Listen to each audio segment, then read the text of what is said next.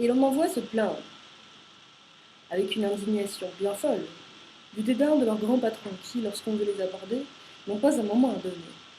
Oses-tu bien accuser la mort de d'autrui, toi qui jamais ne trouves un moment pour toi-même? Cet homme, du moins, quel qu'il soit, si hautain de visage, t'a regardé enfin. Il a prêté l'oreille à tes discours. Toi, tu n'as jamais daigné t'envisager, ni te donner audience. Ne crois donc pas qu'on ne te doive rien pour de tels offices. Lorsqu'en effet tu les rendais, c'était non par désir de te donner à autrui, mais par impuissance de rester avec toi. Quand les plus brillants génies qui furent jamais s'uniraient en ce point, ils ne pourraient s'émerveiller assez d'un tel aveuglement de l'esprit humain. On ne laisse envahir ses champs par qui que ce soit. Aux plus minces différences sur les limites, on a recours aux pierres et aux armes. Mais sur sa vie, on laisse empiéter qui le veut. Bien plus, soi-même, on introduit les usurpateurs. Sévères économes de nos patrimoines, s'agit-il de dépenser le temps, nous sommes prodigues à l'excès du seul bien dont il serait beau d'être avare. Volontiers prendrais-je dans la foule des vieillards le premier venu pour lui dire: te voici arrivé aux dernières périodes de la vie humaine. 100 ans ou plus pèsent sur ta tête. Voyons, rappelle ton passé, fais-lui rendre compte.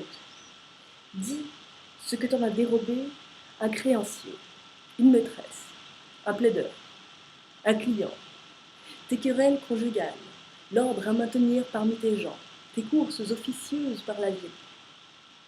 Ajoute les maladies qui furent ton ouvrage et tout le temps que tu laissas stérile, tu te verras plus pauvre d'années que tu n'en supputes.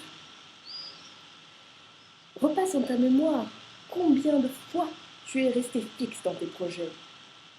Combien de jours ont-tu l'emploi que tu leur destinais, quand ton front est demeuré calme et ton âme exempte de troubles?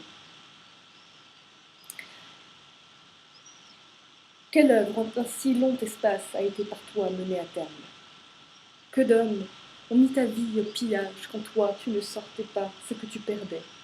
Combien les vaines douleurs, les folles joies, les avides calculs et les conversations décevantes ont absorbé de tes heures? Vois le peu qui t'est resté de ton lot. Tu reconnaîtras que tu meurs trop jeune.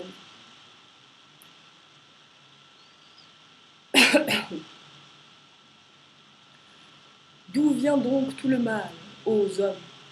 Vous vivez comme si vous deviez toujours vivre.